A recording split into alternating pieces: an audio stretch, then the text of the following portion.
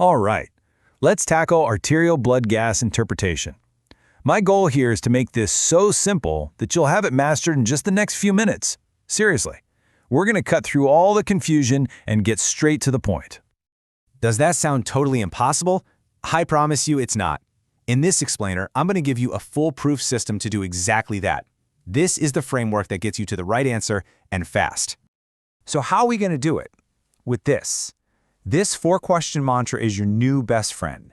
Think of it as your 10-second ICU shortcut. Burn this into your brain because everything we're about to do is built around these 4 simple questions. Okay, first things first. Step 1, is the patient acidotic or alkalotic? The pH tells you the whole story. This is our starting line, and it immediately tells us the patient's overall state. So a normal pH is going to be somewhere between 7.35 and 7.45. If that number on the report is less than 7.35, you're officially in acidosis territory. And here's a huge clinical pearl. If that pH drops below 7.2, your patient is critically ill. That is a massive red flag. All right, so we know if it's an acid or a base problem. The next big question is, where's it coming from? Is this a lung problem or a kidney problem?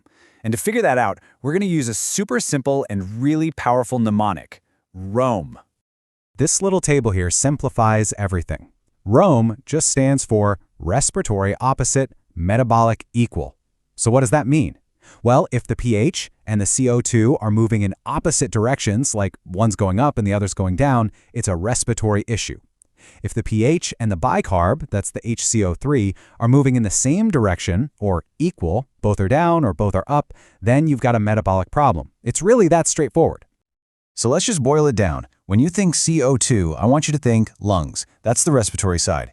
And when you see HCO3, or bicarb, you should be thinking kidneys. That's your metabolic side.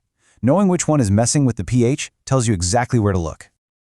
Okay, on to question number 3. Is the body trying to fight back? You know, our bodies are pretty smart. They don't just sit there and let the pH go haywire. They're always trying to get back to balance. And the rule here is just plain simple. The system that isn't causing the problem is going to try and fix it. That's what we mean by the opposite system compensates. So let's say you have a metabolic acidosis coming from the kidneys, while the lungs, the opposite system, will try to help by breathing faster to blow off more CO2. See how that works? Now listen up, because this is a classic exam trap. What if you see a perfectly normal pH, but both the CO2 and the bicarb are way off? Well, you're probably looking at a mixed disorder. This is so important because in a really acute illness, the body almost never has enough time to fully compensate and bring that pH all the way back to normal. We've answered our first 3 questions. We're in the home stretch. But now we've got a couple of final checks that give us the complete picture. And these 2 steps, the anion gap and oxygen, are absolutely non-negotiable for a really good interpretation. First up, the anion gap. Now this is crucial. You only calculate this for a metabolic acidosis. It's a key tool that helps you find the specific cause of that acidosis. The formula is right there, sodium minus chloride plus bicarb. And what you're looking for is a number between 8 and 12.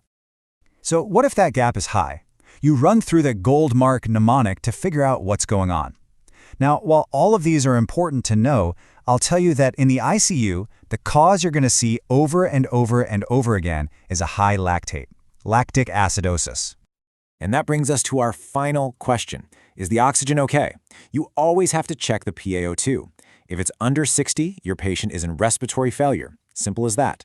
But if it drops below 40, that situation is immediately life-threatening. This one number tells you so much about how your patient is doing. Before we wrap this up, let's just lock in some of these high-yield traps. Remember, a normal pH can be hiding a mixed disorder.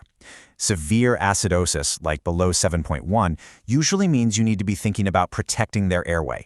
A sudden drop in CO2, that could be a PE.